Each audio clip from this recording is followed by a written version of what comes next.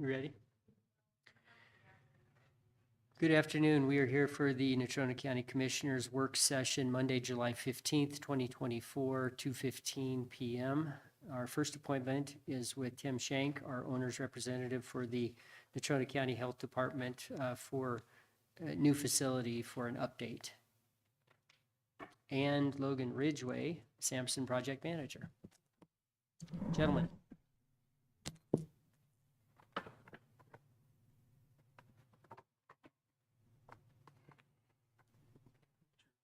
Disappear on me. Good afternoon. Did you all lose your power here earlier?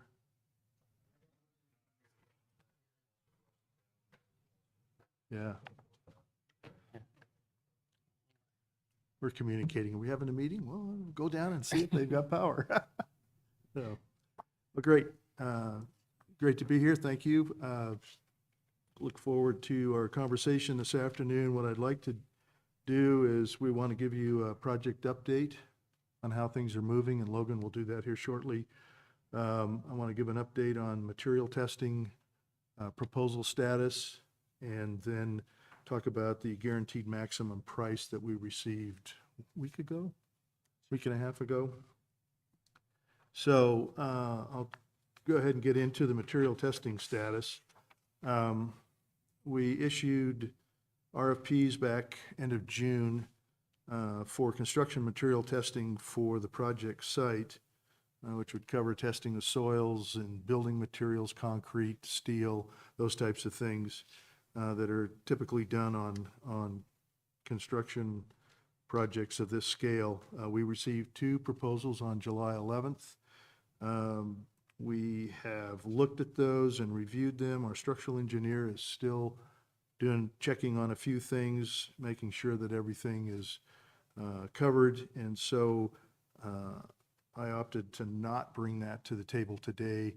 It doesn't affect anything with the project right now because we do have Worthington Lenhart under contract for not to exceed $25,000 to do the testing that's going on right now with the earthwork. So, but we received proposals from Advanced Geotechnical Solutions and Inberg Miller Engineers. Both of them have local offices. We've worked with them on several projects in the past. Both are very qualified and could certainly take care of the project's testing needs. We're just looking at a few things to clarify a couple fuzzy areas on both proposals. So I'll be prepared to bring that to you in August. But both numbers are well within range in our allowance item that was being carried in the soft costs in the project budget. So even if we ended up with the high one, we'd still be about $141,000 in the black for that particular line item. So that's good news. Any questions with regard to testing at this point? Okay, thank you. All right, the big one today, guaranteed maximum price. Tim, yes. let me go back to that. My understanding is that you're going to bring construction material testing recommendations to us at our August, our first meeting in August. Is that right? Correct. Okay, great. So hopefully you all have had a chance to review the letter that I put together for the guarantee maximum price request for approval. Just a little bit of history that I listed in there. Back in May, the design development estimate by Sampson Construction was $31,508,712. We were carrying separate design contingencies to cover unforeseen costs that had where the drawings had not been completed at that point, in the amount of, I think, 10% or 5%, 5%. Then we ultimately reduced that down to 2.5%. So we were carrying almost $788,000 through the bidding process that we just completed. As you're all aware, there was the extensive site work package that went out early so that we could gain some schedule time and hopefully costs. That did allow us to take $130,000 out of that portion of the work that had been estimated prior to that time. And they're, excuse me, proceeding well. If you've been by, there's a lot of material that's left the site. And Logan will talk a little bit more about that here in a moment. So at the last meeting, you all approved a total project budget of $39,496,430. That included all the estimated construction costs at the time of design development, contingencies that we were carrying to cover unforeseen items at that point, soft costs for professional services, furnitures, fixtures, and equipment that still need to be purchased, any special equipment, relocating staff and other items to the new building, those types of things within soft costs. And so that new number, 39,496,430, encompasses everything to date for the project. Sampson has now completed the bidding and vetting process for all the remaining subcontractor and supplier work that was identified in the final contract documents from MOA and its design team. And they have prepared their recommended guaranteed maximum price in the amount of $31,506,642 for the entire construction scope of the project, including the early site construction package and add alternate number 1, which is the shelled space for future growth. So this GMP amount is $2,070 less than the DD construction estimate. But as you look at that little summary, I put comparison summary below that. So between DD costs and the GMP, we're down $2,070. The DD carried 5% construction contingency, guaranteed maximum price. We reduced that down now to 3%. We were carrying a 2.5% design contingency of $787,718 to carry us through from the design development documents through the bidding to cover those items that were not completely detailed at the time of DDs. And that number has been completely removed. We didn't touch any of that. So that's a savings of $787,718.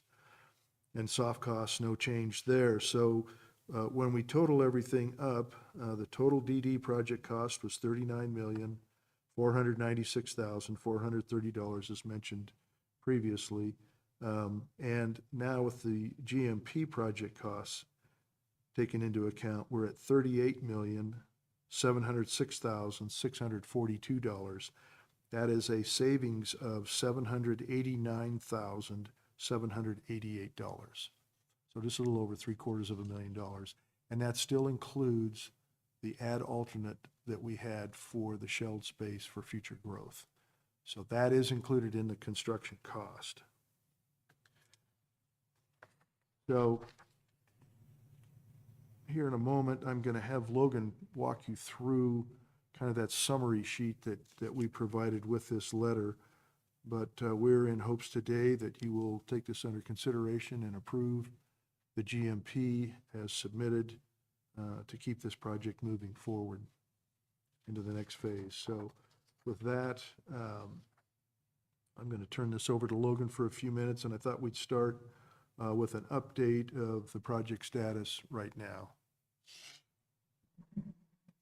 Thanks, Tim. A little bit of update from the site. If you've been by there, you can see we've done a mass export of a lot of material. We're up to almost 24,000 yards that we've moved off site. We got about 7 to 10 days left there to get to that final, just north of 30,000. The other site thing that we've discussed was the utility relocation. There was a series of power and fiber infrastructure through the site. The power has been fully relocated, and 3/4 of the fiber infrastructure has been relocated. The final Verizon infrastructure will take place tomorrow. So that's all complete. We're diving into wet utilities this week. I got a series of precast manholes and pipe on site late last week. So we're going to get ready to relocate some of the utilities that come off of the Life Steps campus, a PI that we have to relocate around the site, along with new utilities from Conwell into the facility. But overall, we're very excited to have started this early. We're saving 60 to 75 days by starting this with an early site package. And really, the savings, in addition to just starting early based on your previous approval, will allow us to complete most of concrete foundations and slabs before weather really starts to turn. And that's where the real time savings will come in, is getting those things down and in place before Christmas. But unless anybody has questions more on site or site progress, I'll kind of walk through the estimates. I had a question. Seems like a month and a half or so ago, there was some drilling for, I guess, evaluation of dewatering and the need or necessity of that from groundwater tables. I haven't heard anything about that recently, so I'm hopeful that that hasn't turned into anything significant. Can you just give me an update on that? So the 3 dewatering wells that we drilled in April, I think, have held fairly steady from a water table standpoint. They filled rather slowly. They weren't an immediate rush of water that came up high. We've completed all of the excavation for the detention basin with no water infiltration. So we're hopeful that our drill pier process, as long as we are timely in drilling and placement of concrete, will not be an issue. But one of the allowances we carried in bid package 1 is still that dewatering amount. So if we don't encounter problems, that money will return to the budget as well. Have you found anything in your excavation efforts that has been a surprise, or is it pretty much what you would expect or had expected? It's pretty on par with what we thought. The material's actually a little better, probably, in my opinion, than what Geotech had kind of scared me into. But no, it's coming out well, and good series of trucks, and the landfill's enjoying the material. Good. Now, did we get a discount for having the fence around the construction area in place? And at what point do you look to remove that? So we only included temporary fence in our budget for just the north side of the property for that reason. The relocation of the existing fence will take place next summer. Okay. When we move that to the north. We'll have to rebuild the brick columns, but we're going to save all of the metal fence that spans between. Very good. And then at a later point, we'll decide what we do with the wrought iron, the metal on that fencing. I think the city of Casper has indicated some interest in it. Is that your understanding as well? Yeah, I think with whatever we have left, we're happy to have that discussion with whoever might be interested in what's left. Great. I will say we will do our best to take out panels nicely, but there may be a couple that don't survive. So we're hoping to use the extra to make sure we get it rebuilt first. I understand demolition and construction well enough to know that sometimes it's not pretty. Yeah. Any other questions for Logan on site updates? When will we be able to walk into the building? Our schedule, we finalized whether you guys accept or decline alternate 1, but we're tracking for approximately January 26th. Very good. Then go ahead and walk us through the numbers you wanted us to note on your summary. Yeah. And again, you've seen the estimate from our DD stage to here. You'll see some variation in these numbers across the different CSI divisions. This usually comes into play at GMP phase, where we start to get combined bidders looking at multiple scopes of work. So some of these numbers may jump out at you as really, really big or really little. A lot of times they're just sliding from one division to the other as we combine bidders at GMP. But overall, we were incredibly happy with our participation. We had roughly 120 bidders on bid day, again, just for everything post-site package. Just some highlighted ones as we go down the list there. Our steel prices were down. We actually got 13 steel bidders in that scope of work alone. The timber curtain wall was slightly higher than what we thought. There were a few finished panels that were slightly higher. Fire sprinkler, plumbing, HVAC was right on budget. Electrical low voltage was just a hair up. Overall site work, actually, now that we completed landscaping and some of the other procurement, we're down about another $200,000 from the DD stage. And then the alternate was slightly more expensive than what we estimated at DD, but most of that hadn't been detailed at that point. When we provided the estimate at the DD stage, the alternate was all one, so we weren't quite sure what that was infilling with. So the alternate was up a little bit. Overall, very happy with participation. We vetted all the bids with Tim and the MOA staff, and we arrived at a very competitive number, and we're tickled that it's below what we told you before.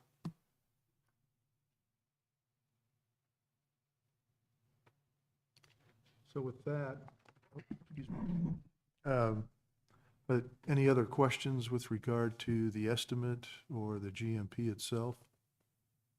And how that works with the project scope and moving forward? Does that mean the price could go up or down? It can, depending on if there are changes during construction. But there are allowances that they're carrying in here for some unforeseen items that they don't know if they're going to need. As he mentioned, the dewatering is one. And if those allowances are not used, then that's credited back to you and becomes a deduct from the guaranteed maximum price. And if there are some changes that things are added for whatever reason happens during construction, then those would be adds to it. But I think where we're sitting right now, especially being a little over, almost 800,000 under what was anticipated, I feel very comfortable. Plus, we're also carrying in within this a 3% construction contingency of, where'd that go? $857,382. So we have that money to draw on that's or non-allocated at this point, other than it's being carried within the total guaranteed maximum price budget. So changes come along, that's where the money's going to come from first. So theoretically, we usually see 1.5% to 2.5% in changes. That's pretty much national average on larger buildings. We should be well within that 3% mark, that we don't come out over the top and even look at using any of these additional funds that were saved from the elimination of the design contingency. So I feel very good about it. Especially the way the bidding market's been the last few years. You're usually coming into these going, yeah, we're going to have to cut this, this, and this to get it within budget. So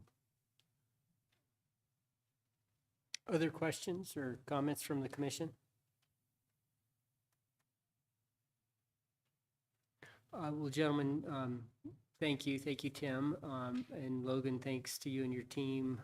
Anna, you're here. Thank you. And to you and your board for keeping this thing moving forward. I'm pleased that the numbers are lower than they were a few months ago when we were at the design stage. The commission has supported this. The commission has budgeted for this. And I know you need official approval for the GMP, guaranteed maximum price place that we are at right now. So commissioners, I'd entertain a motion to approve. Well, actually, Tim, how would you want the motion how would you want the motion to read? well, I don't know if you all need to have any more discussion about the ad alternate. It's included, we're still under budget, but I know there was discussion about that, whether or not the space was needed.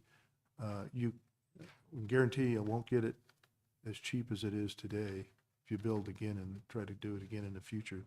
So my recommendation would be to keep that ad alternate included and get the additional space now so that you have room for growth down the road for the building itself. So my recommendation would be that you approve the guaranteed maximum price as submitted today, including the ad alternate. Right, and that 31,506, 642 had that in there. That's the 750,000 and change. Correct. Alternate one for the shelf space that we talked about. And how many square feet is that? Roughly? Is it 3,000? Right Yeah, about right about there, right. 3,000 square feet and that would be on kind of the West corner. west corner of the building that sticks out there. We did visit about that a couple months ago. So the total GMP project cost for approval would be the 38,706,642, and that includes soft costs as well. Or do you just want us to do? Really, today, I mean, the overall project budget's been approved. Right, What we need is approval of the GMP itself of the 31,506,642, because that includes the contingencies and the ad alternate. And then that ultimately reduces that overall the overall project cost. oh, Yeah. right, And then it's an amendment, it's part two of the construction manager at risk contract agreement. So it's a fairly straightforward amendment to all the boilerplate in the first part. So that covers the numbers. very good. Commissioners, I'd entertain a motion to approve the GMP. We can't do that. It's a work session. Oh, we can't do that. It's a work Right. session. Thank you, Commissioner North. All right, so are there any other questions? Y'all came dressed and ready to go. I guess I was ready to go too. So I think we're good. Good. Thank you. Great, thank you. Thank you.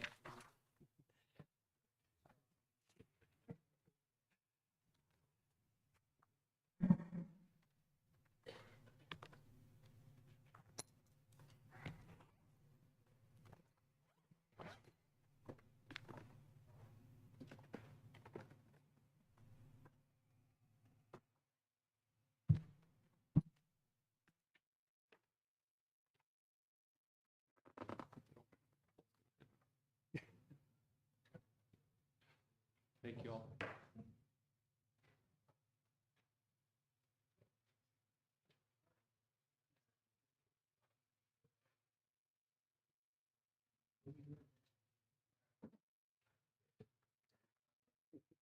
We're going to take a 5-minute break before our next item.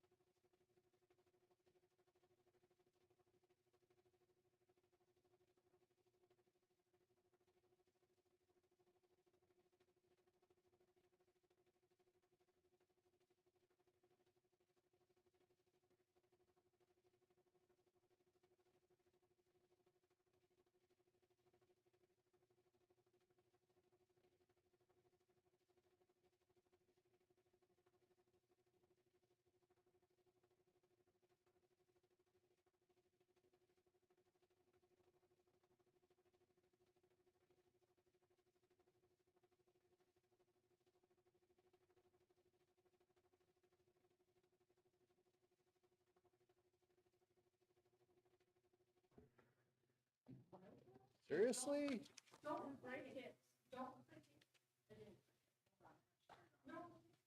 You just clicked it.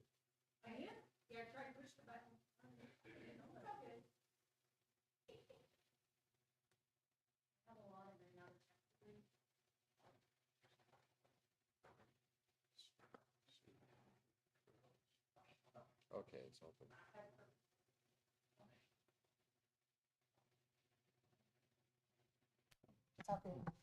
Thank you, Michelle. It's not my friend anymore. It's just crazy.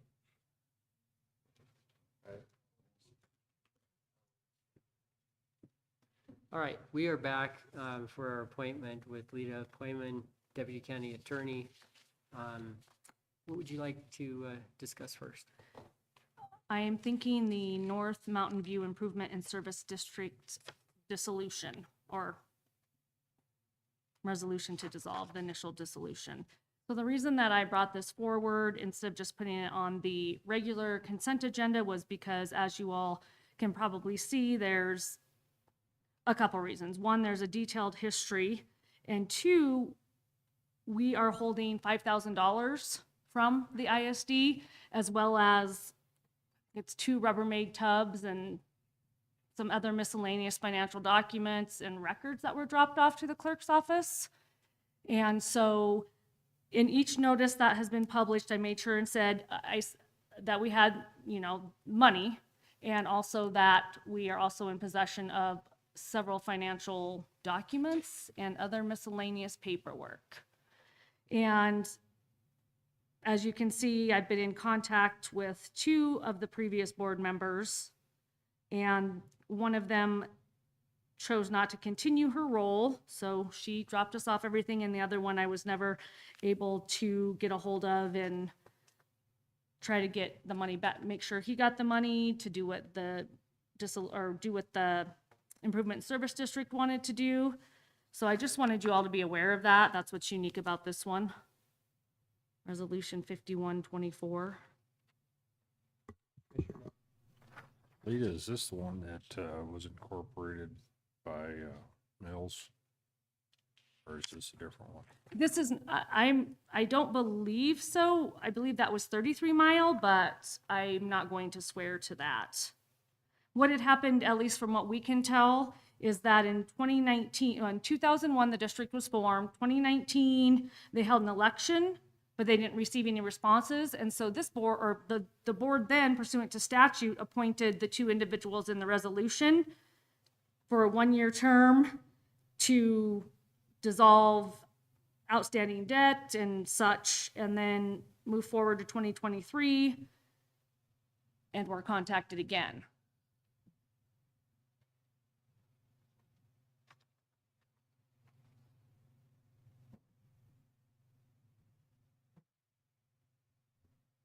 Mr. Chairman.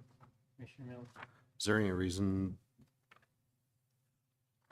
I mean, it looks all, is there any reason why we shouldn't? I do not believe so. No, I just wanted to be very detailed in case some other ex-board member saw this, or the gentleman who I wasn't able to contact fully sees it. What, I don't know what else to do. I sent him a letter. so And he knows going about past, the money.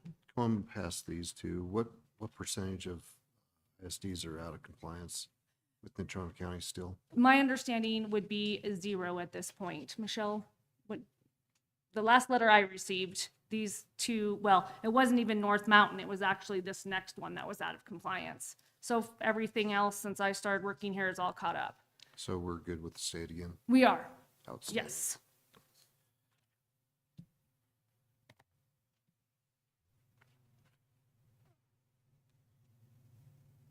And I don't think there are any other questions.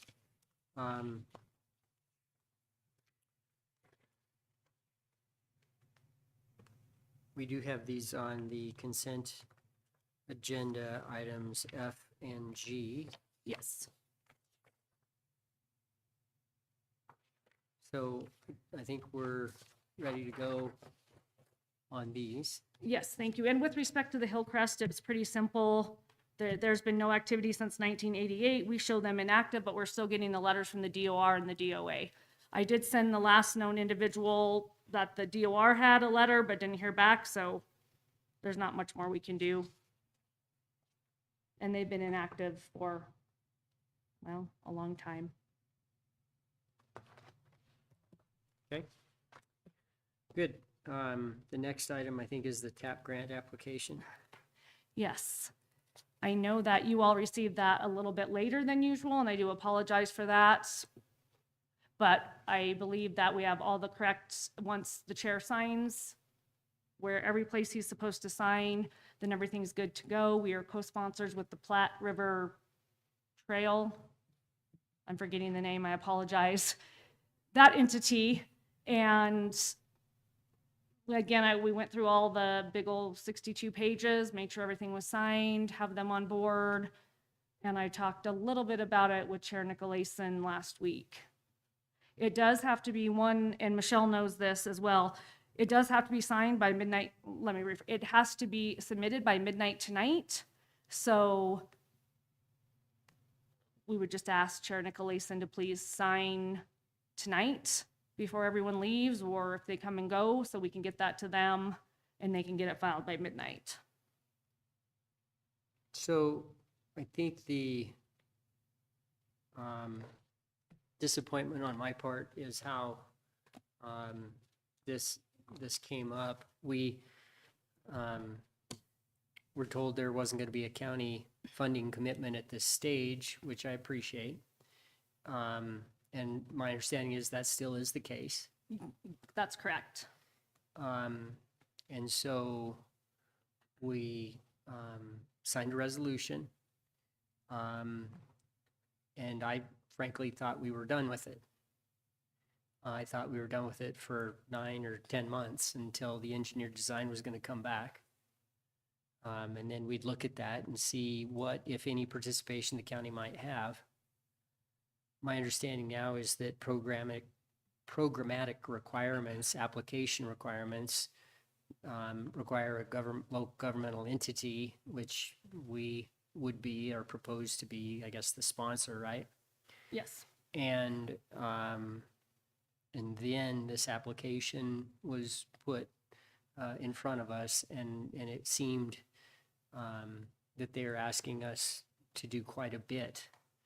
And it seemed that it put me and this commission and you, our legal department, in a position that, all of a sudden, what are we signing off to do and say? And we had, I think, a good conversation. You and I had a good conversation with Ms. Spear, and I know you have also had additional conversations with her.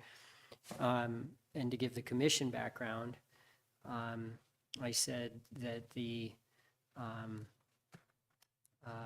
Platte River folks needed to make the same commitments that we were being asked to make in the application as a joint sponsor. Yes. And that's in part this letter that's in our packet. Yes, and you had requested, and I think that was a great idea, Platte River to write that letter to put the application in context, because it's my understanding from working with them that application is for all stages or several stages, and so it's not tailored to the engineering and design phase. And so there was some confusion on how to fill it out and what you do if it doesn't fit the mold. And additionally, what we asked them to do was every place we signed, they signed the exact document. I didn't want the commission to sign off on their internal review. We don't know that, or their EEO policy. So I made sure that every place there was a signature. There's a signature for the commission as well as Platte Trails. And this project, as you know, I think the issue was that the application isn't a design specific or a design limited application. It's your project, from start to finish, including the bricks and mortar, and in this case, the bridge, which we're not committing to do, and we're not going to commit to do at this time. But my understanding is this TAP application defines the project as just the design. Is that correct? That's our best understanding. Well, I want your legal opinion that the county isn't going to be on the hook for the project. All we're saying is we're going to sponsor the design. Yes, that is, the application's just for the engineering and design. Okay.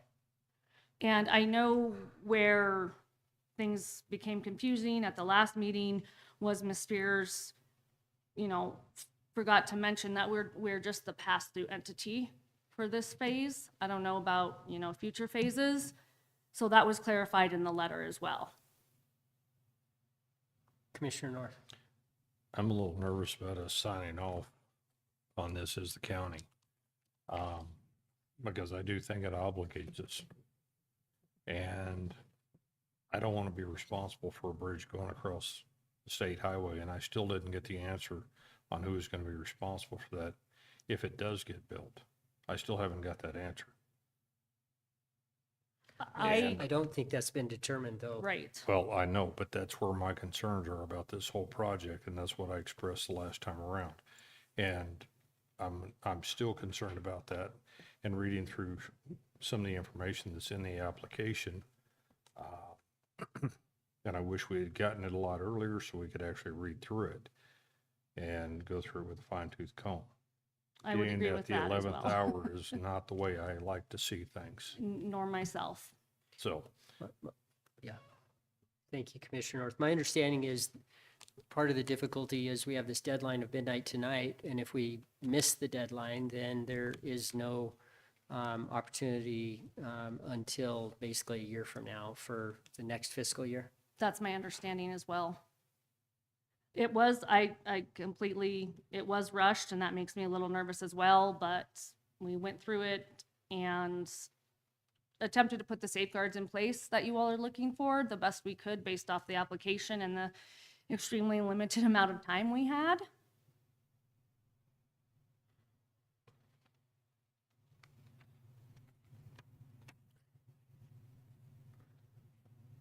So have you approved, has Natrona County Legal Department approved to form and content the Transportational Service Program application? I typically sign after you all sign, but I'm happy to sign it now. No, I don't need the signature. Oh. I need your Yes, statement as to whether it's been Yes. approved to form and content. yes. All right. All right, commissioners, anything else on this?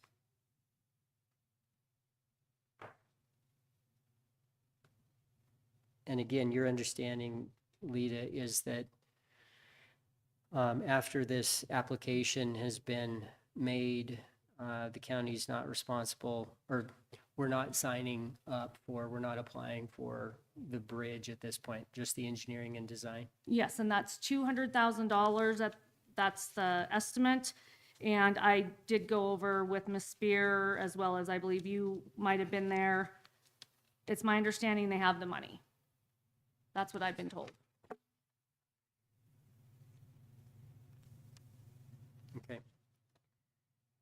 Very good. Thank you. Thank you.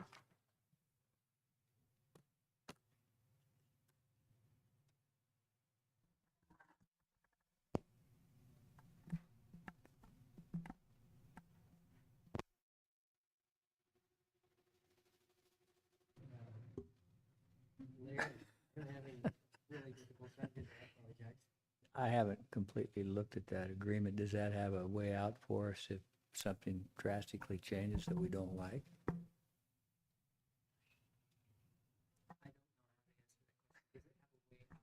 In other words, Application, so can we withdraw our application? Because it's a.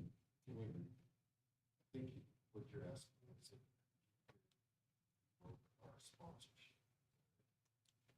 if there's something that happens that we don't like, yes, just addressing what Commissioner North is bothered by. If something should happen that says you guys have got to put $10 million into something or anything like that.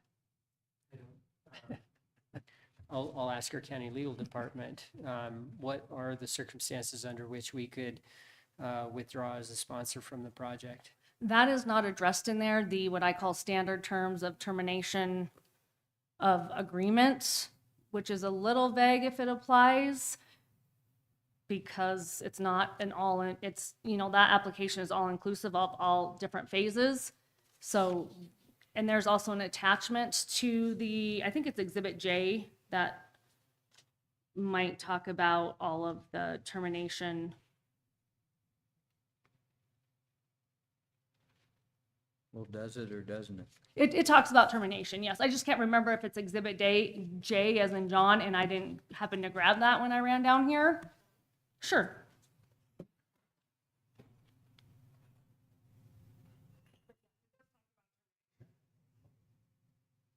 I think that is.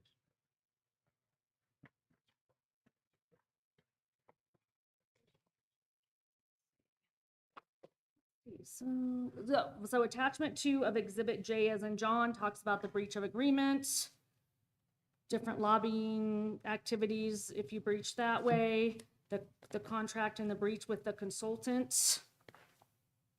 And that's attachment 1 are the federal general provisions. So yes, those are all in there. Exhibit J starts But you on- haven't read the details? We did read them, yes, but I mean, it's about 30 pages long, that's my recollection, and there's 2 attachments. And it defines, the architectural and engineering, the procurement. Well, I don't have concerns as long as we're not signing on to do the entire project, That, which Ms. Spear told me we're not. This document indicates that we're not because of the description of the quote project. And so I don't think that there'll be any need to withdraw from the project. And I think that the funding is in place that's my understanding. in any event. So that the county isn't going to be on the hook for even the maximum local contribution of what, 19,000? I believe so. And $19,020. $20, yes. So my concern would be if we're signing up for the project from start to finish, that would include a bridge. Commissioner North? That's what my fear is, because with federal grants, when you start applying for it, you're a co-sponsor, there's always the devil in the detail, and we all know that. I'm not disagreeing with what you say. I'm nervous about what we don't know, and that's always the part that you have to be careful of. And Commissioner North, it's not my decision either way. However, when YDOT did the site visit, they specifically sent back their report, and that's in here, exhibit, I'll find it, and stating that, nope, this is only for engineering and design. And additionally, attachment A, project description, marked preliminary engineering and design only. I do understand where you all are coming from, just letting you know the site visit starts on, it's attachment F. And if you look at the last page, the YDOT representative specifically sent it back for design funds versus applying for construction without design. And I'm not sure, I wasn't at the site visit, so don't exactly know how it started out.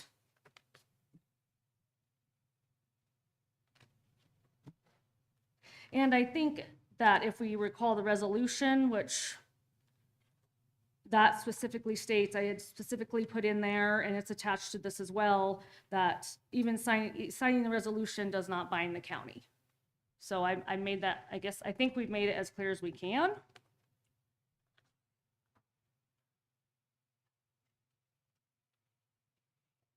Good. Anything else for Lita?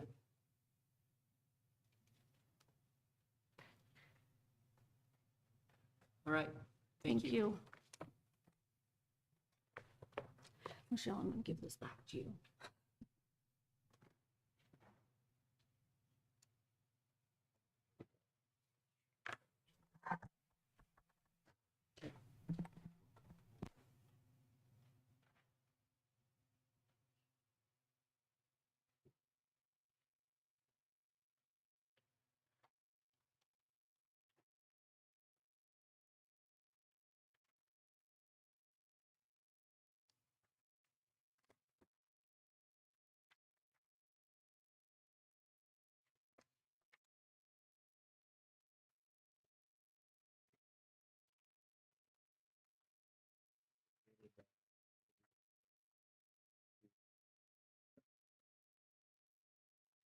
You want me to call Bruce if he can come down early, Mr. Chairman?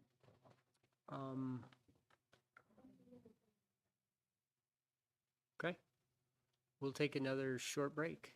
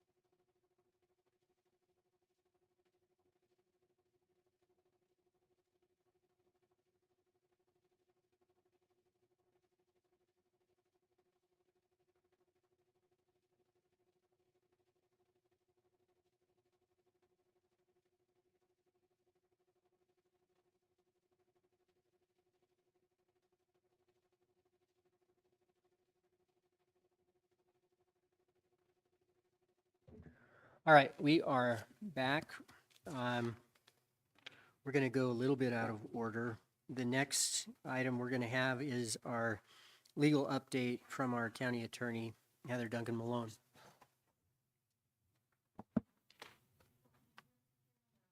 I think there's just fine, Heather. All right, thank you. I don't have a whole lot for you this afternoon. Just looking at our agenda for this evening.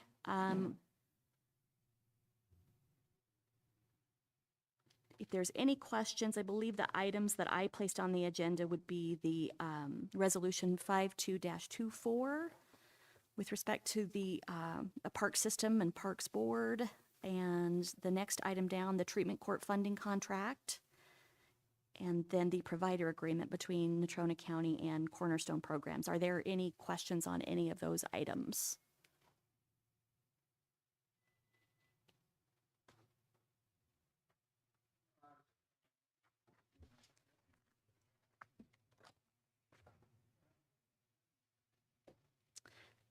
I can say Resolution 52-24 establishes a Board of Trustees for Parks and Recreation.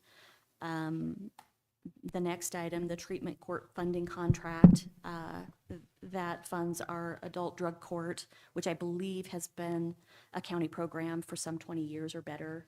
And that funding comes from the Wyoming Judicial Branch to support that program. And then the Cornerstone contract is with the Cornerstone, who operates our juvenile detention center. And they Okay. are asking again for a 3-year contract. Right. Yeah, I don't have any questions for you on those items. Commissioners, are there questions for Heather on the consent agenda items, or at least those?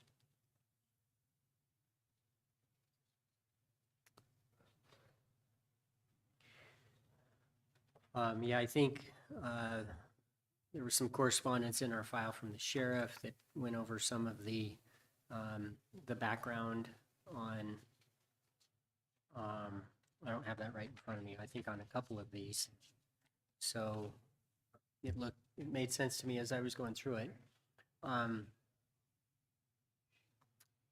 Heather, you and I talked about the land swap with the city of Casper on the isolated or remnant parcels. Can you just give the commission a quick update on that?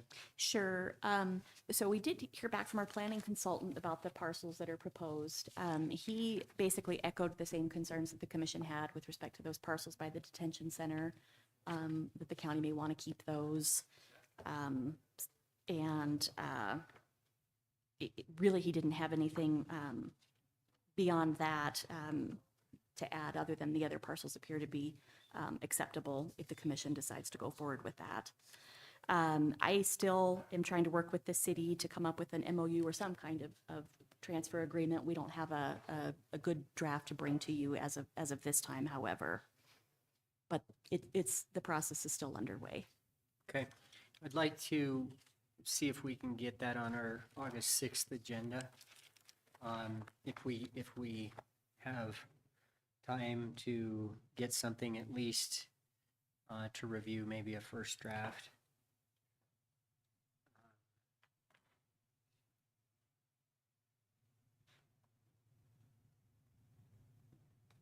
One other item is the notice of application for the Settler Wind Project in Converse County.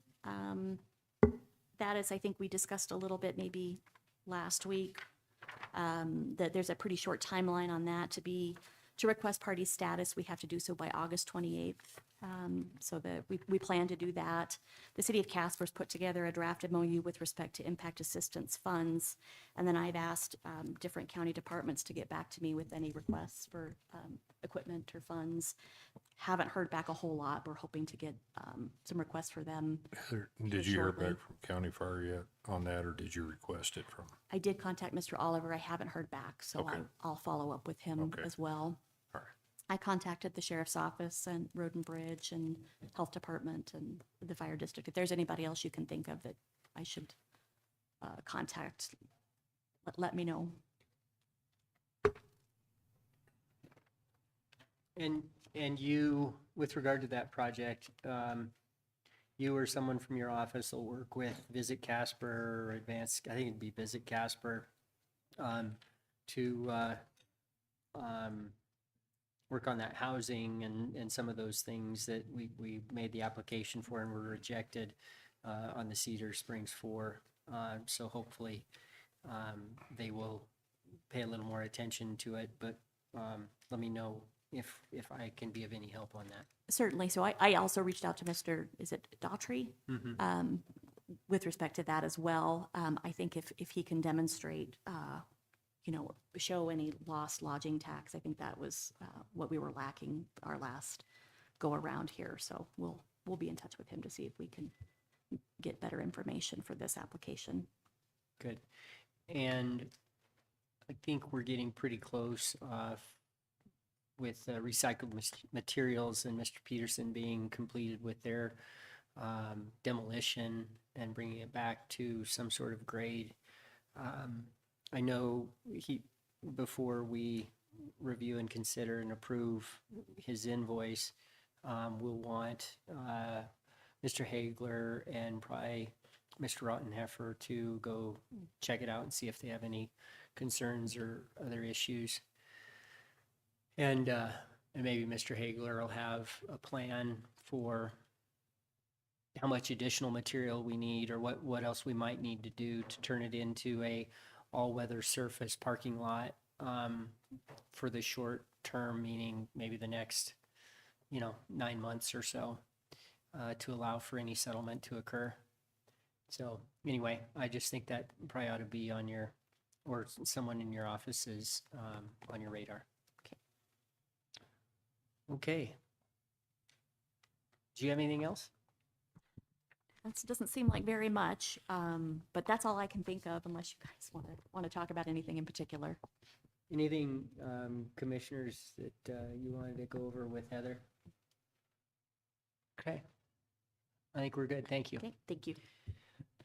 Mr. Chair, I just have one update for you. I wanted to update the commissioners before the meeting tonight. I did, within the last couple of weeks, have my first meeting with Kyle True regarding his proposed gravel pit. He mostly just was asking some clarifying questions about the process, the public hearing process, and where to begin. We did send him some of the specific language from our zoning resolution, and his first step would be to have an official neighborhood meeting where the county is invited, where I imagine it's going to talk about the same things that he has already talked about in his other neighborhood meetings. I don't think that there's going to be much difference in this one. I believe he's planning that. We have not gotten official notice, but I have been made aware that he did send out some certified mailings with the date and time of this, and I believe it's likely going to be on July 25th was a date that was discussed. Again, I don't think there's going to be much new information than what's already been discussed, but that would be an official neighborhood meeting that is required by our zoning resolution. He discussed with me potentially wanting to have his conditional use permit application be kind of in tandem or in conjunction with his state permitting application that's going on. I didn't receive a whole lot of information that the commission doesn't already have, but I just wanted to give you an update that is the process is beginning, and I would imagine that we get an actual conditional use permit application within the next, I would guess within the next month now. Jared, I have a couple follow-ups for you. Within the next month,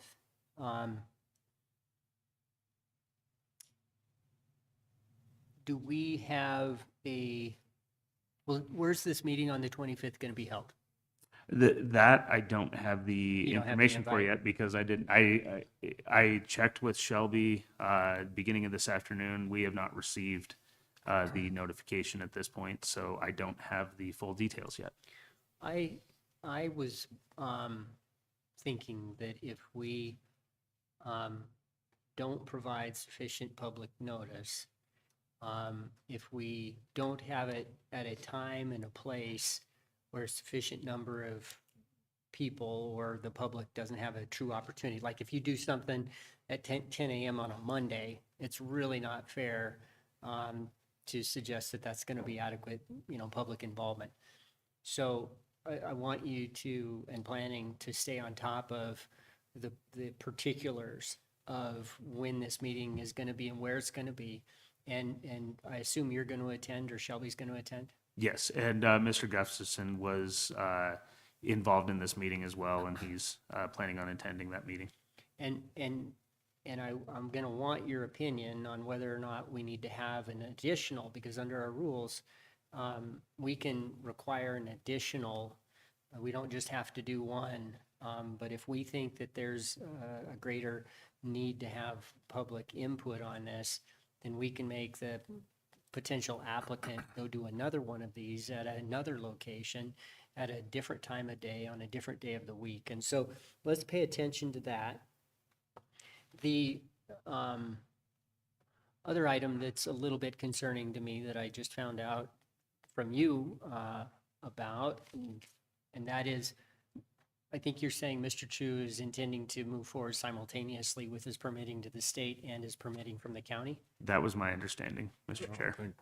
And I don't know, maybe Commissioner North was about to say, but I don't know if that's appropriate or legal. And certainly I have some concerns about that process. It's almost inviting neither body to look at it. I mean, if you did one before the other, well, then you'd know what the other guy did, the other jurisdiction. But if you're having them done at the same time, I think it's a little bit concerning. So I'm not sure we're going to want to proceed quite like that. Commissioner North? Yeah, right along that line. My understanding is that he needs to have all his permits in place before he can move forward with that. So, With us? yes. Yes. So before we get involved with something, he needs to have those. Otherwise, it's a potential waste of time on the county's part of things, and he needs to have that approval. And at least that's my understanding. Yeah, I'll chime in here a little bit. Agree with Commissioner North. Historically, that's what has always been a requirement, is we get all the hearings and everything from the upper levels out of the way, DEQ, whoever, and then we proceed. And Mr. Chair, Commissioners, in no way was I saying that any process has been approved at this point. I was just saying this. It was preliminary discussions. This was the first discussion that I've had with Mr. True, and the first discussion he's had with our planning office since his initial discussions with Ms. Turner when she was here. Well, we can't make a decision right now, as Commissioner North pointed out to me on another matter earlier. But I think that you're hearing a lot of hesitation about having these being dealt with simultaneously. And that I think what you're hearing is that the commission probably would expect for everything else to be in place so that we can then evaluate the application and its impact on public health, safety, and welfare. Understood, Mr. Chair. Thank you. Anything else for Jared? My sentiments exactly. I don't want to have a hearing on his until he's all done with the state, shows us what he has there, what they've told him he has to do or not do. And then, as Mr. Nicolason says, give all of the people ample opportunity and have a place where they can all attend. I don't know whether we're going to have to do this up at the, Mr. Chairman, up at the stadium at the college or somewhere like that. Might be a thought anyway. Thank you.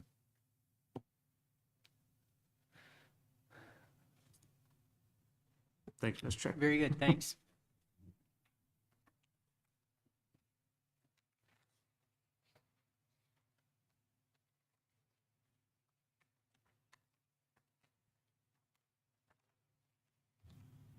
Our next item of business is our appointment with Bruce Lamberson, Casper Mountain Nordic Club, in regard to the Casper Mountain Trail Center fireplace.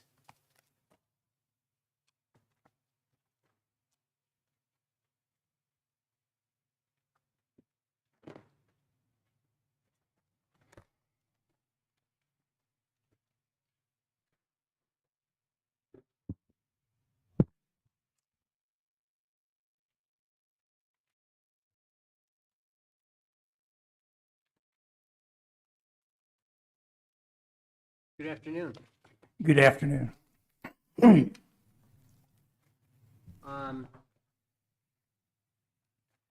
Thank you for the letter, giving us the background. You want to give us a little bit, maybe the public, a little bit of just a status update? Yeah, and the letter's in the record, I think, but, and I have a signed copy here for Michelle, but, well, bottom line is, the community wanted a fireplace in this new trail lodge. Casper Nordic Club became the agency for collecting the money as a nonprofit, and, we just received a ton of support in money and goods and services. But we came up short in that, I've outlined that in the letter, and I know I'd said some months ago I didn't need any more money. But what I didn't realize is there were some additional costs. We didn't have in-depth budget discussions with the contractor or with the county. We just knew what we thought we could do, and it came in looking pretty good. And then there's that contractor's fee added onto the end there that I hadn't been aware that was part of a change order, and that was about $10,000. Caspar gave us a $5,000 discount on that. So the club is not in a position to raise more money. I mean, we've raised, as I said in my letter, $61,900 worth of cash, materials, and services, and $51,000. That's more than that now. I don't know, I have a check here. No, that's right. $51,095 was the cash contributions we raised. There were a few directions we might go for the shortfall, which shortfall came down to $6,222. One was to the rec tax board, and Commissioner Millen can probably help me a little bit with that. There was some assurance that that would be one way to go, but I've been advised that to go through the application process, bureaucracy and all of a rec tax grant for $6,200 may not be the best place to put our efforts. I mean, and the rec tax board has already put in $700,000 or so for the siding up there. But so there's money there, but it's it was almost like save that for when you need more for something a little more substantial project. So here I come with my hat in my hand, and I hope that the county can see the value in this and a great return on $6,200.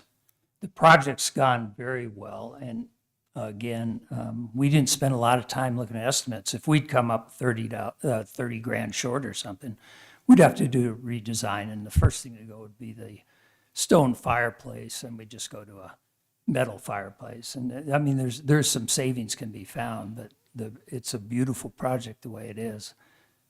So we had some contingency ideas. If we didn't come up with the money, we came up with actually more money than we'd planned. So, but there've been some surprises. You gentlemen all know how that goes.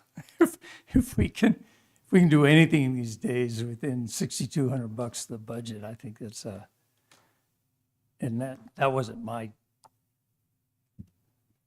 fault or to my credit. It's just, it worked out pretty darn good, is what I'm saying, and a lot of people care about this thing. So what I have is a signed letter, because I didn't sign the one I'd emailed of my letter, and a cashier's check to the county for the $51,095, which is just about every penny we raised. And I'm asking for 6222. If you tell me yes, we move on with COR number 8. If you tell me no, back to the drawing board. Commissioner Laird.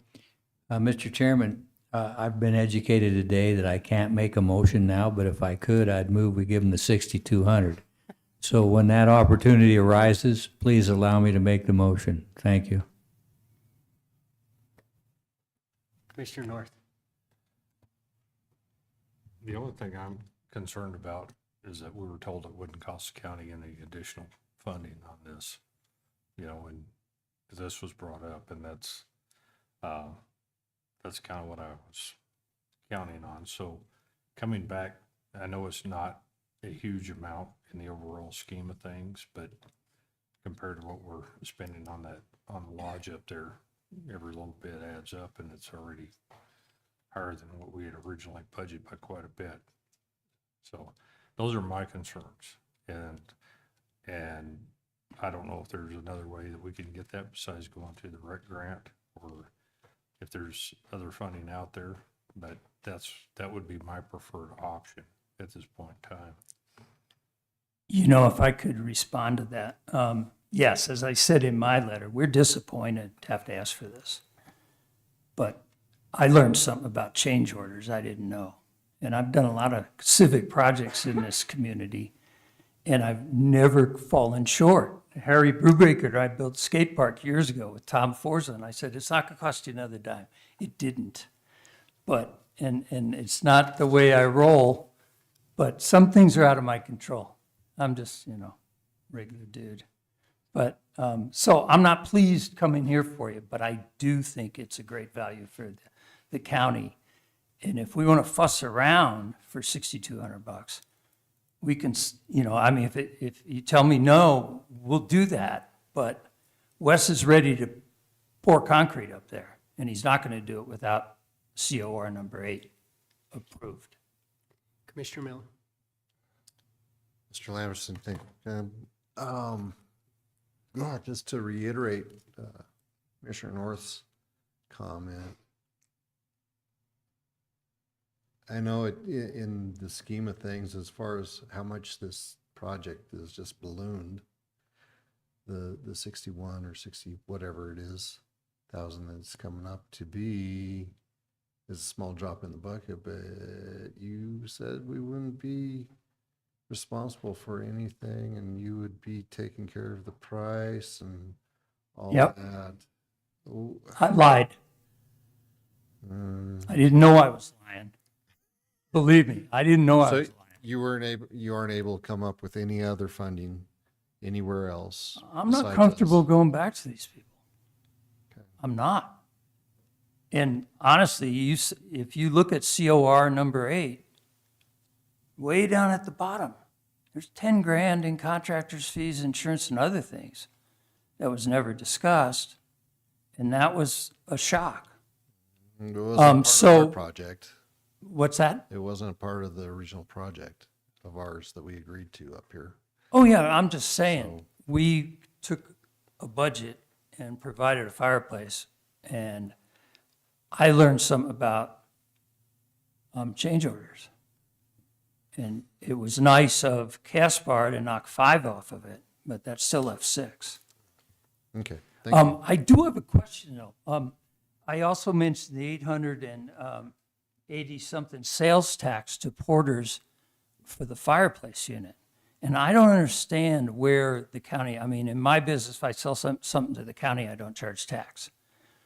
Why is that fireplace taxed? And the porter's estimate that's submitted, and as I said in my letter, they've given us a $2,500 deal while we've been messing around in the cost increase of the fireplace. But is that customary, or is that because it's coming through Caspar, Or is there a way to save that $800 on sales tax to them? Because that showed up only on the change order, not on their estimate or anything else. And I haven't talked to Caspar about that, but I don't have the answer for that. I think that we can hopefully get, I think it depends on who the purchaser ultimately is. I think at Right. this point, if your name's on it, well, they're going to charge you sales tax. If our name's on it, and I'm not sure how that's going to shake out at the end, or if Gaspar's name is on it. But I Right. think that there is an opportunity there, and hopefully we'll get that squared away and save another $800. That's all I can tell you right now. Commissioner Friel? Well, originally, when we looked at this plan, there was a fireplace in here, and we took it out because we needed to save some money and back it off. But, and I guess to answer the question of, did you go out and raise money? Yeah, you raised $51,000, almost $51,100. In what I would consider to be very short order. Plus, I'm also seeing in your letter here that you have a few people that are doing in-kind donations on this too. So I'm with Dallas. I'm at a point. It's $6,200, and I know that it was said don't come back and ask for money, but you're getting a fireplace put in there that originally was going to be a lot of money. That's why we cut it out. But you've raised all but $6,000 of it, and I'm okay in paying that $6,000 to get this fireplace in there. Here's what I think. I didn't, all ears. what? I'm all ears. All right. I wasn't anticipating the county was going to have to pay anything for this fireplace. But I am so impressed with the work that you did and that others did in raising these funds and putting this together. It was a $65,000 item, as I recall, originally, and we crossed it off. Now we're getting something that is way better. Thank you. Way better. Better materials, better design, better BTUs, way better for $6,200. If Michelle had given me the check, I'd sign it right now. Except I can't do that because we can't make decisions. But I'm going to be in favor of this. Change order number 8, and we need to add it to our contracts, agreements, and resolutions on the consent agenda. I would suggest to item K, which is the change order request number 7. I think we should just add number 8 to it. Listen, the community stepped up. They said they wanted a fireplace. They said, here's some money. They said, here's some materials. Your time in this, other people's time, the designer and the engineer, Mr. Lower. I mean, we appreciate that. This is going to be first class, and it's something that the community is going to be really pleased. And so I have to be super pleased to participate to the tune of $6,200 for the whole effort. So that's where I'm at. Thank you. Well, thank you. And thank you for making the point of the, how much better a fireplace is than the one that got VE'd out. It's a good project. Is Mr. Brubaker the one that's gonna do No, who's doing the work on, that's all Caspar. oh, okay, thank you. And it's all, yeah, they can answer that question. It's all in their change order, though. No, we're just, this is my last appearance, I hope. We've got a mantle that's being produced, and we'll be moving some rock up there. Mr. Brown, you're here. You've had a chance to listen into all this. If there's anything you want to weigh in on, let me know. I think one item in particular was change order number 4, and those were the column wraps. We might have a question for you on that, but what are your thoughts on this? Real quick, I do applaud them for raising the money. We will be pouring concrete on Saturday. So it's kind of imminent to decide on this, because if the COR number 8 doesn't get approved, I think the county may still be on the hook. It appears Caspar's had some direction that I wasn't aware of. And so they have additional rebar and concrete for reinforcing the fireplace area. And they have those materials. So If this is denied, we may be required to pay the $1,300 in those materials because they've already purchased them and they're on site. That was from a brief conversation with the project manager this morning about it. The only other way I can see of reducing the $6,200 is, I don't know if there's a fireplace that's slightly cheaper, less BTUs, because it's a high efficiency building. It has dual furnaces, dual zones. So using the fireplace as a heat source is not needed per se to heat the building. You know, putting off some heat for the aesthetic is great, but anyways, I didn't know if that would be a potential to save the $6,200 is by going with a different fireplace unit. And I don't know the questions that I haven't been very involved in this process here. So. Mr. Chairman, this is for Bruce. Why did they go with such a high BTU output fireplace when we have a high efficiency heater in that? And I mean, when it's not going to be required. Thanks for answering that question. And I will answer your question, but I want to say that to Mike's suggestion, I'm not going back to the donors to tell them they're not going to get what they asked for as far as downsizing this project, especially in the fireplace. The spec on the fireplace we propose to provide is more efficient than the one that was VE'd out. And instead of a 18-inch tall, 6-foot wide fireplace, it looks like a fireplace. There's significant wrought iron around it, and it's a beautiful unit. But as far as efficiency, it's, I'm not sure, and BTUs, it's right in there with what the architect spec'd in the original building. It just looks a heck of a lot better, and it costs more. So we didn't spec-wise make any difference. Does that make sense?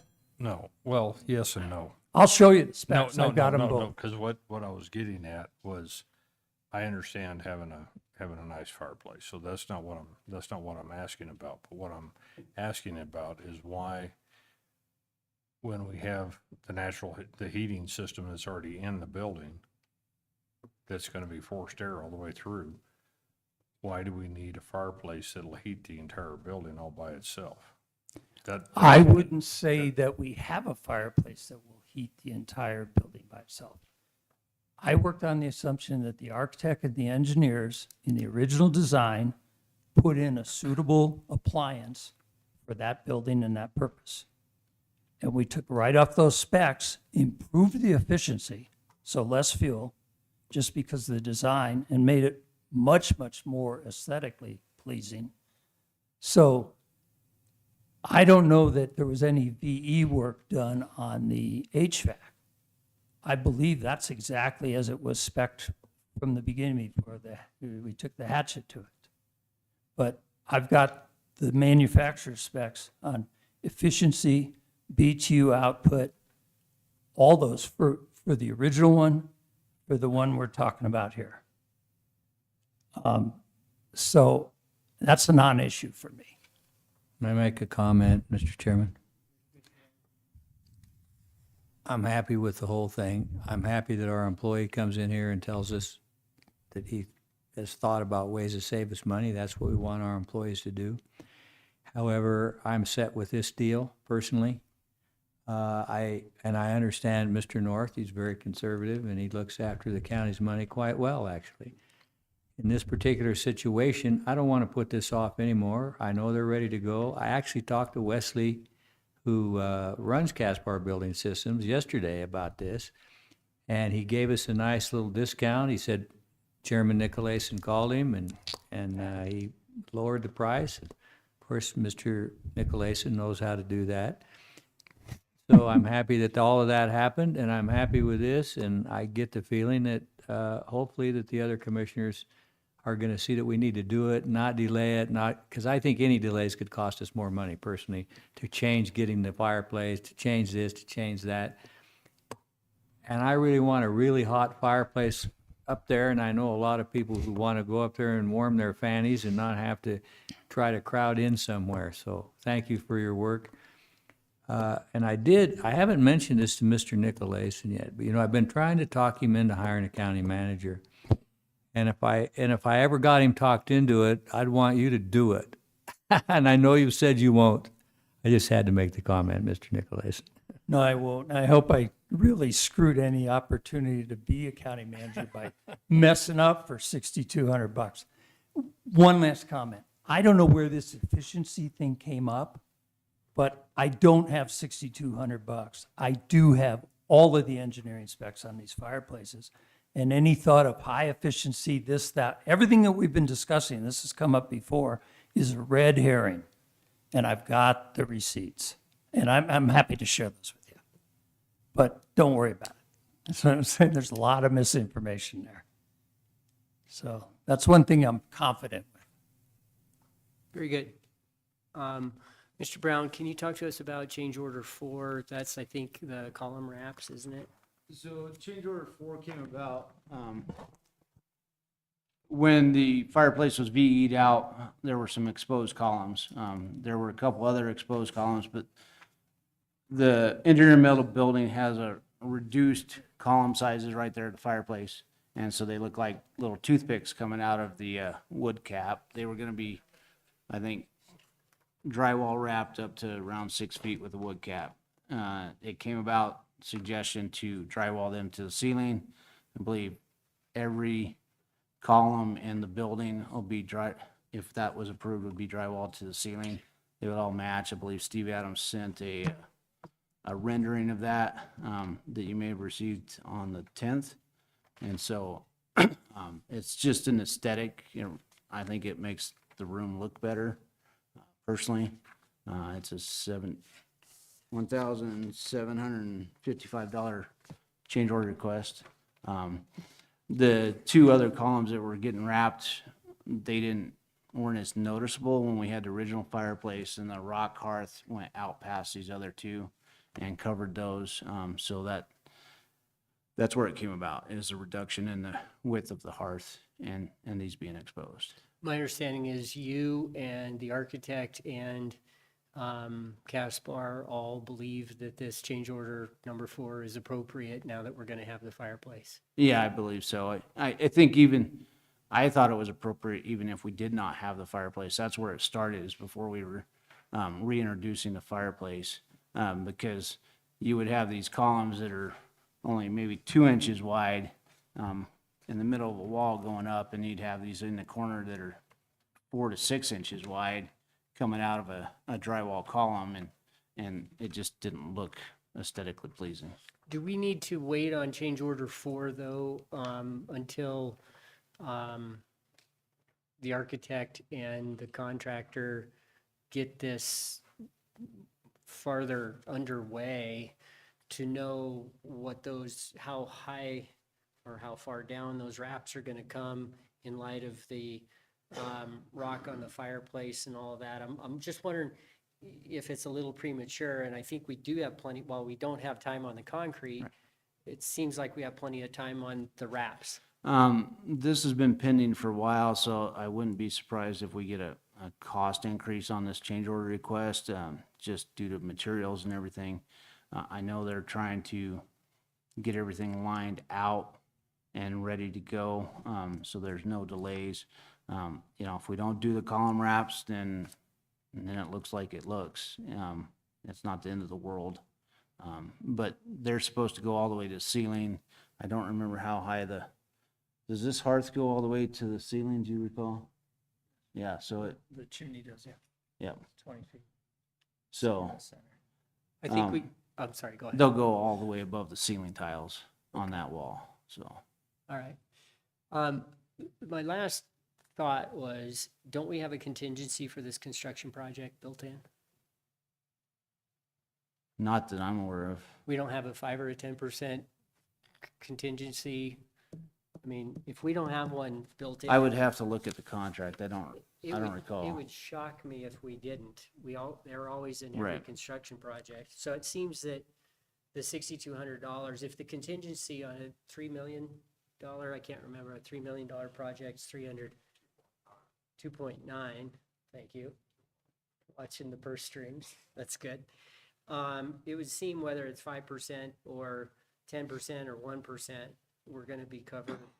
And I know we can use that contingency for other things, but I think this is just one more reason why this is the kind of thing where, whether it's $1,700 for the wraps or $6,200 for our contribution to this, I think we're gonna be okay.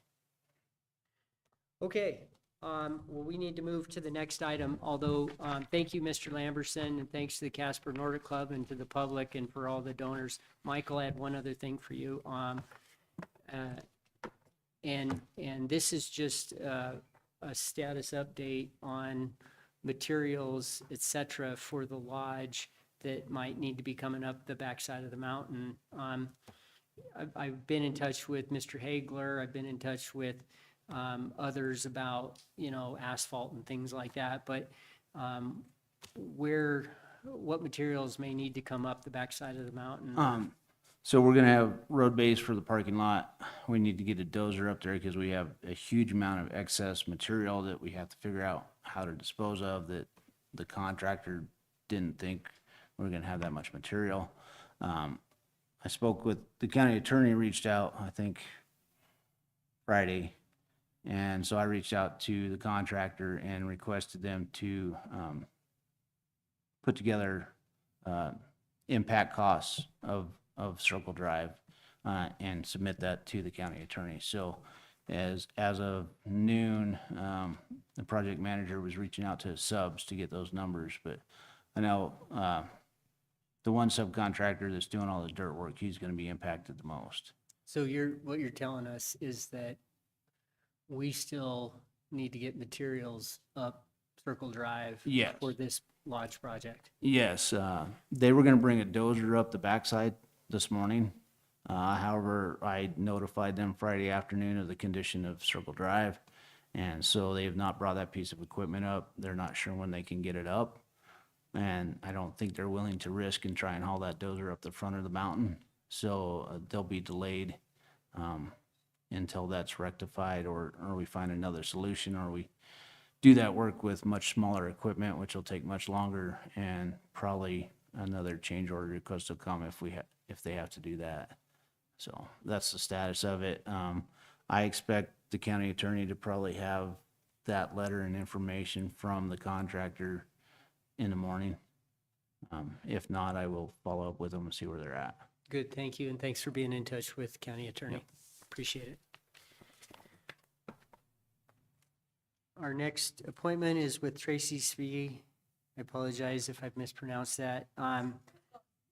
With regard to the Waltman easement, come on up. Good afternoon. How are you guys? We're okay, thank you. Good. I was hoping you could give us some background. I think that we've looked at the materials that you submitted. For me, at least, this is a new issue. And I know at least one of the other commissioners was hoping to hear from you to give us kind of your side of things. I don't know that we're going to be able to make any decisions right now, but we know that this is pretty urgent for you. So thanks for coming in. I didn't give you too much notice. No, that's good. Why don't you give us some background? Well, about in 2017, I wanted to subdivide my property because I was going to, some of my family wanted that front half, and then I was going to keep the back half because I still want to build where my father lived. So went and did the CEPI, did the survey, and they couldn't give me a clean survey because as they found, the buildings are on, the one building is only 8 feet from the side of the road. The garage is only 8 feet from the side of the road. The door to the kitchen of the house is only 33 feet from the side of the road. So, I mean, you can see all that. So I couldn't get a clean survey, so I couldn't get it subdivided, came to you guys. At that time, everybody's like, oh, we'll get it done, we'll get it done. And then I ended up moving away for a short time, came back, met with Mike Hagler, Jason Gutierrez, and Eric Nelson. And in that meeting, it was not a good meeting, obviously. I had 36 cars still at Waltman from when my dad used to have 1,000 cars out there, but my mom crushed them, and I still, when I owned it, had 36, and you can't have that. And I couldn't get a salvage license anymore because I don't salvage them. They were just sitting there, so they wouldn't renew the salvage license. So in that meeting, Jason Gutierrez said, if you continue to pursue this, he goes, we'll just start fining you $100 a day per car. That's $3,600 a day. Now, I don't know how much you all make, but I don't make enough for $3,600 a day. And to understand the magnitude of what was out there, I just got it cleaned up. The steel, this is the first time since I've owned it that the steel prices are up enough that I could sell it. I had 189 ton of steel taken off that place. Took them 14 days to do that. So you take that $4,000 times 14 days that I would have been paying the fee, there's no way. So I just let it go. Lost another buyer in the meantime, because in 2019 I had another buyer who was willing to buy it. I do have a buyer now that wants the front part. It is a family member, but he's willing to buy it. I can't separate it. I can't subdivide it because there's this issue with the easement. So what I want to do is what can we do? Like when I first did that original letter, I went to an attorney and they said, demand them that they pay you for the buildings, and I did. I just want it resolved. I want to build on my dad's property. I want my family to be able to have the front part of it. I want to build on the back part. Everybody's like, well, you can sell the whole piece. I don't want to sell the whole piece. This is where I grew up. My dad, I love my dad more than anything, and I want to live where he lived. It really is that simple.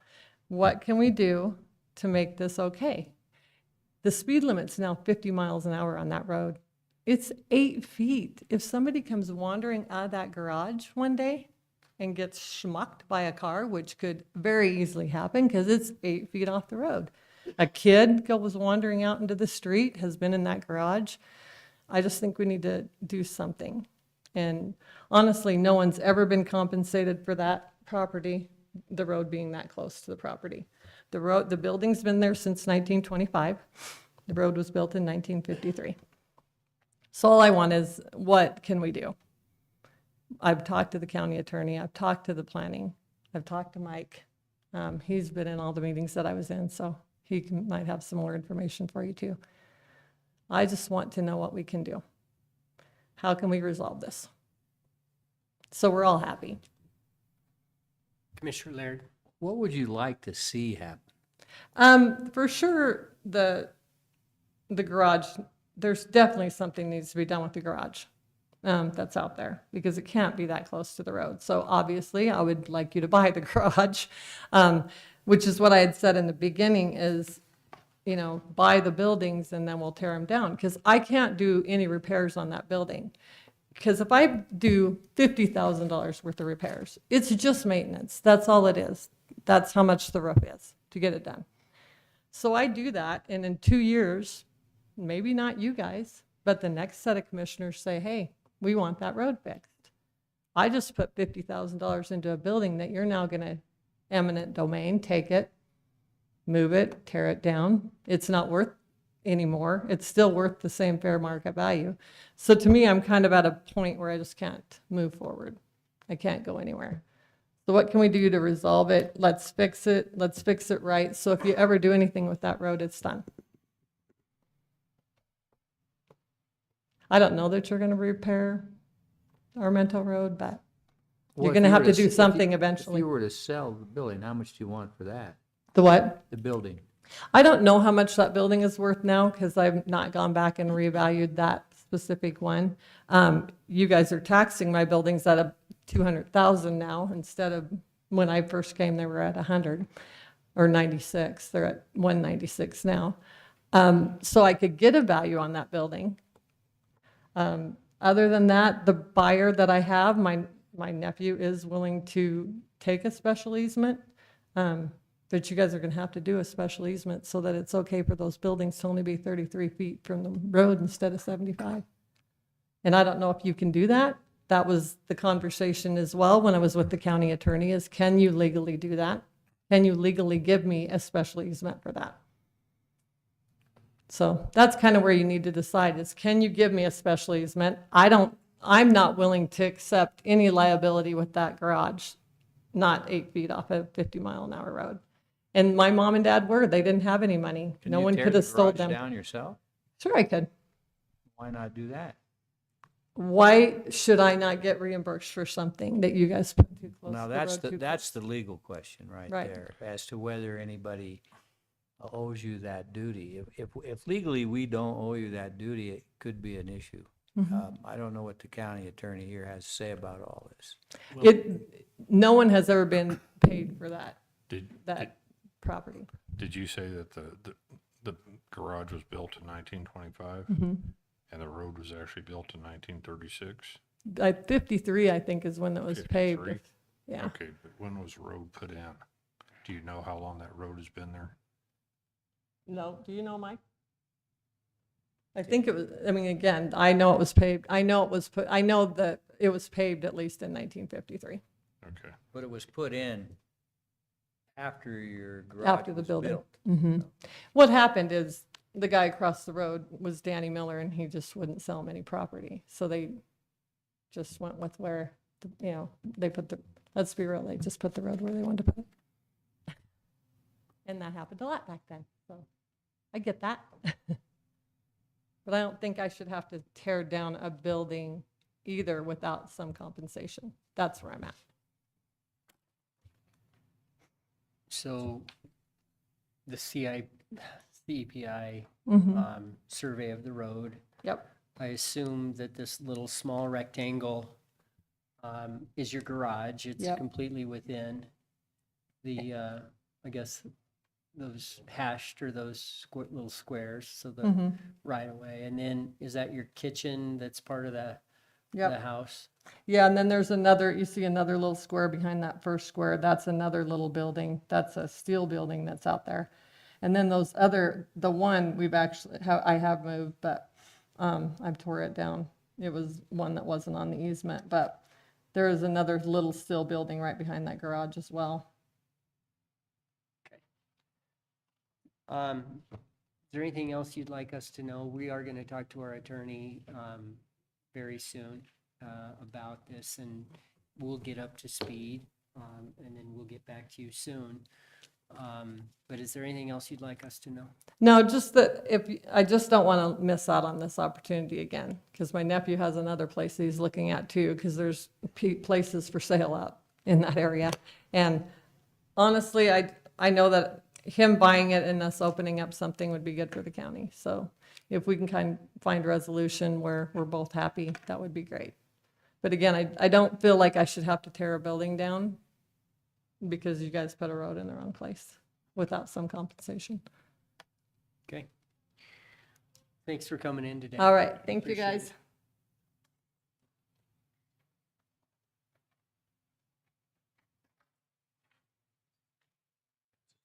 West.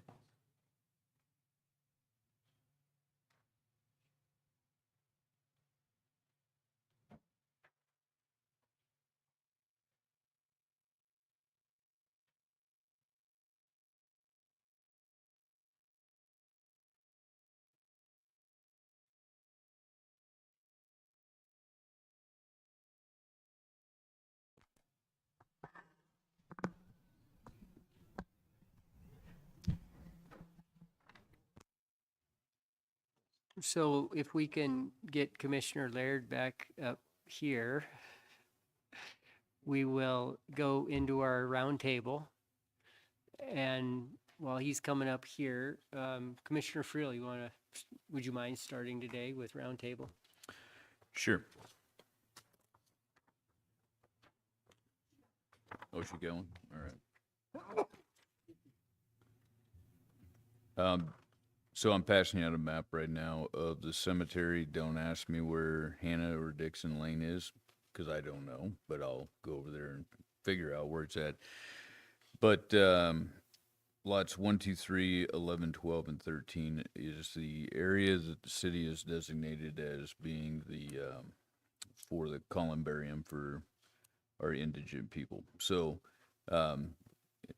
we requested 2 burial plots for future expansion. They've actually got it at 6 right now, so plenty of room for expansion. Not that we want to fill them, but plenty of room if we ever need to.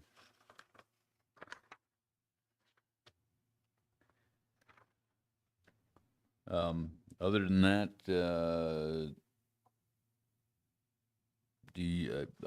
I'm out of pocket this week, Wednesday and Thursday. So, I don't know, Dave, if you on the Metro, there is a Metro meeting on Wednesday. Could you possibly cover that for me?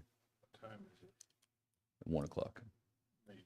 Okay. I've got another commitment that goes until 1:30, so. Okay. I'm not sure if I can. Okay. So. That's all I've got. Commissioner Friel,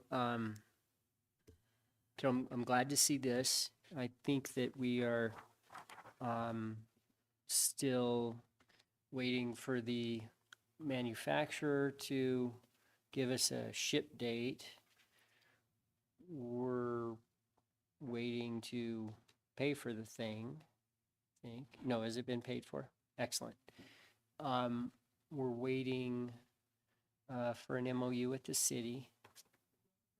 Date, Mr. Chairman, the draft that Commissioner Friel put together, we submitted that to the city. Haven't gotten any feedback as of yet on that, and that's been a few weeks, so. Okay, in your spare time, you might I will touch base with the city attorney, or since you're talking to him on a number of issues anyway. Who's gonna do the concrete foundation for this? Does the city do those over at the cemetery, or does somebody else do that? It's my understanding that the city does, but let me verify. So I had a meeting with Carter last week, and then he asked Selima to send this to me, which she did on Friday. So let me get with him and figure out the base itself, because they already have the drawing of the base and what is required to support the columbarium. So I'm almost positive they are, but let me get with them and find out. Yeah, I just didn't know who was in charge of getting the base so that then the thing can be set on that. So thanks for following up with Carter on that. And then Commissioner Friel, you also have the dedication plaque, I think, on your to-do list, or is that Michelle's? That's Michelle's. Great. So are there any other related items to this, or? No, I don't think so. Michelle, did I forward you the saying for that? Yep.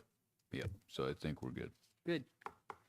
Well, thanks, Commissioner Friel and Michelle and everybody and thanks to the city and the coroner, right, for bringing it to our attention. Okay. Your Metro meeting is what time Wednesday? Wednesday at 1 o'clock. Okay. What does that mean? What, the Metro? It's where they have coffee. The wrong meeting. It is the dog. It pound. is. Yep. Okay, Commissioner Laird, roundtable stuff.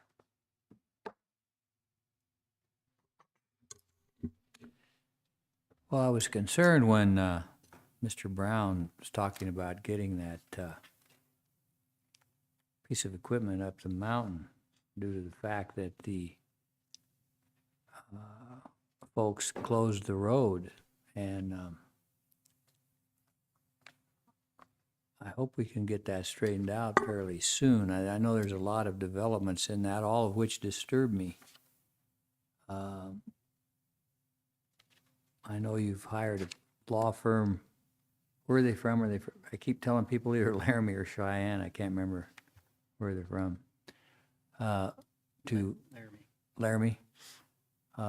To handle the matter for the county, because I know the road has been used as a county road and gravelled by the county for 40 years.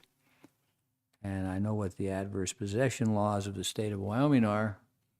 And I also know what the laws are concerning eminent domain, which is the ability of a government to take property with payment if it's needed to ensure the safety and transportation of its citizens.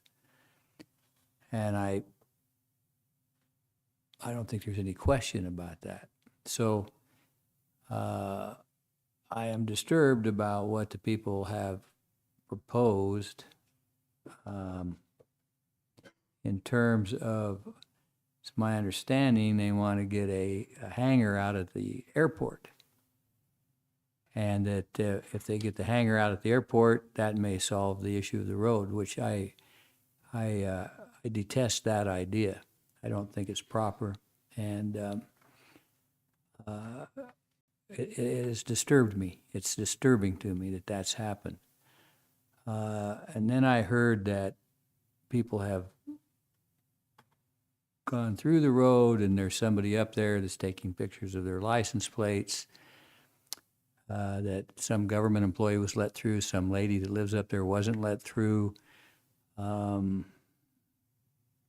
Very disturbing information. Then I heard this morning that someone came out with a gun, and it scared this lady that was going through there who didn't know the road was closed. And so, and then I also, I don't know the answer to this, but I know we had information that there may be a federal easement there, which would probably pretty much solve the problem. And it was mentioned to me by the sheriff, and he suggested to me that I ask our county attorney to look into that and see whether there is indeed a federal easement there. And I don't know if you've had a chance to do that, but with all this going on, I think that should be a precedent, because I sure don't want any of our people in this county to get hurt going on a road that has been believed to be a county road for some 40-odd years, and some relatively new people come in and decide that there is no county road there, and they're going to treat things the way that I'm understanding that they are treating it. And I've had quite a few calls, not as many as the gravel pit, but I'm getting calls about this road, and that hopefully something can be resolved with that quickly. Now, I don't know what quickly means in the legal business, but I don't know if there is anything quick in the legal business. So, and I guess Mike is here to tell us, I don't know what the deal is on getting our equipment up there now, and how much equipment we need to get up there, and how much money it could cost us if we don't get the equipment up there, because some people have decided that it's their road, that I don't know even how long they've owned the property, not very long in terms of the 40 years that it's been thought to be a county road. And it's just not the Wyoming way of handling things, in my opinion, at all. And my understanding is they've made a proposal to get a hangar for their airplane out at the airport, which has nothing to do with this, and that might solve the problem. And I don't like any kind of threats. I just don't like any kind of threats, vague or otherwise. And so I know the sheriff has been advised of it. I know he's, whatever he has to do to look into the matters. I myself called the DCI this morning and asked them what their opinion of it was. And it's disturbing to a lot of people, and I hope we can get it resolved as soon as we can. This is the part of my job I really have to say I don't much care for, because I think it's damaging to shut a road off like that with what I believe the lawyers think is going to end up happening in the case, which is we're either going to get it by adverse possession or we're going to have it by eminent domain. So what's the reason for blocking the road? What's the reason for suggesting something about getting a hangar out at the airport? You know, I've been in a lot of matters like this, and I have some ideas about why all this is happening, and I hope that they're not true. But if they are, then some people are going to have, some concerns. So with that, I'll just stop right there. Commissioner Laird, thank you. This has been a top priority for our legal department, for me, for Mr. Hagler, for the sheriff, since the road was closed on Friday.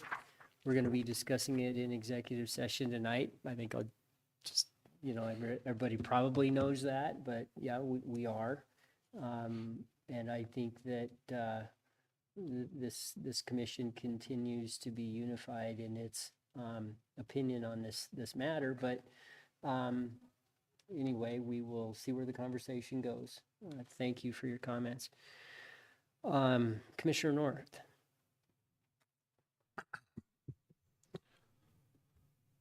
I guess to start out with, since it's the elephant in the room that nobody has talked about yet, the assassination attempt on President Trump. That's not an acceptable way for anybody to get rid of a candidate or anything else. There's a couple of us that are old enough to remember 1968 and what happened that year. And that's not the path we need to be taking politically or otherwise as a culture. We should have grown past that point at this point in time. And You're talking about Kennedy, it was 63. No, I'm talking about Robert F. Kennedy, Oh, Robert. Martin Luther King Jr., Yeah. and also Wallace. They all got shot in 1968. Thank you. So,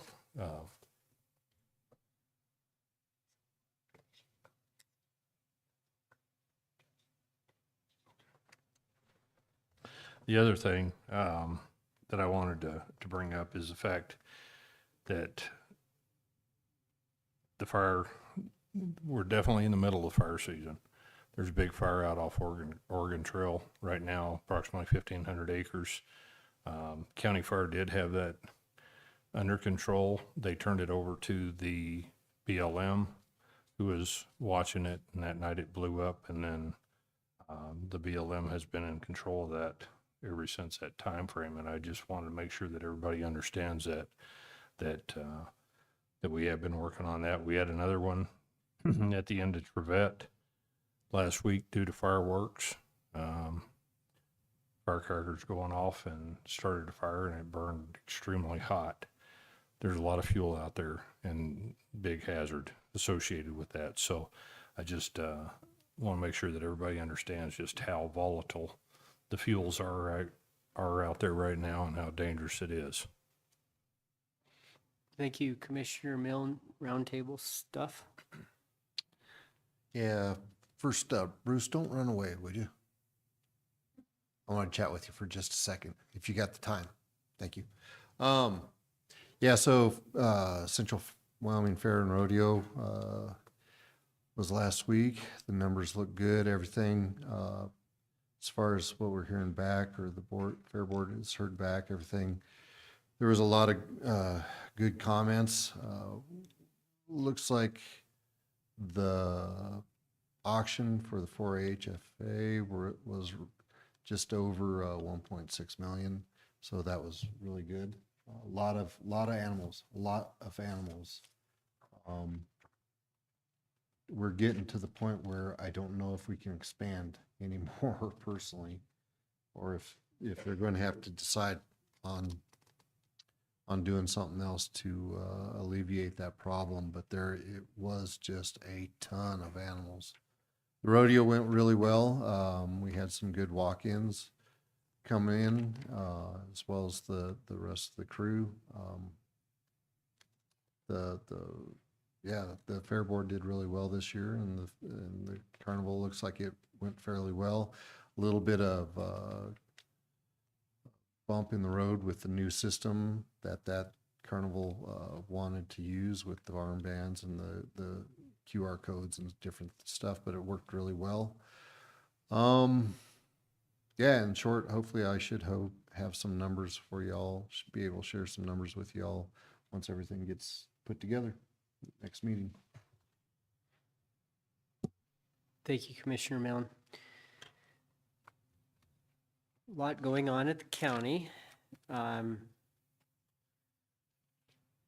I visited with, with Jared. We heard from Jared. I think that we may need to get back in touch with Danielle and see if we can try to get one of those two positions, meaning planner or building official, filled.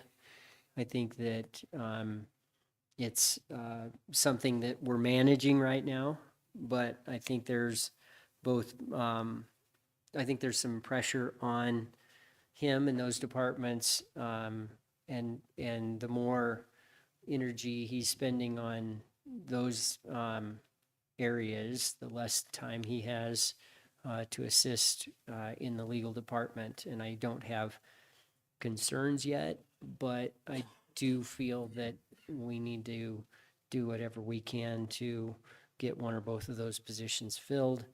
I think it's very clear to this commission how busy our legal department is. Wish that weren't true, but there are a lot of things going on. Some of them are just standard contracts that for our departments, and so that stuff all takes time to review and get approved. So I think we'll be visiting with Danielle sooner rather than later on that.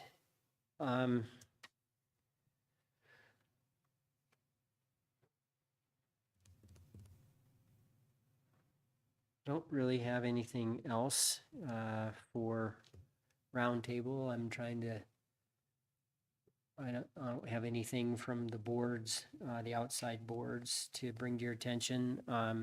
Was there anything from the department heads meeting this morning that the rest of the commission needs to know about? I think we talked a little bit. Oh, okay, I didn't have a chance to see that yet. Thank you. So we'll follow up with you if we have questions. All right, I don't have anything else for roundtable. Heather, did you have anything else for legal stuff? Okay. Then we are adjourned until 5 o'clock.